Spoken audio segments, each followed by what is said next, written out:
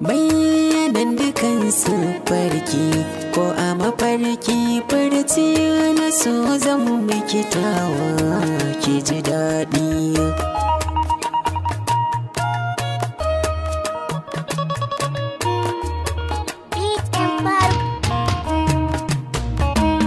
So ne yake saka yin nutsuwa na ji shauƙi in na kalla fuskar ki fara a mafarki.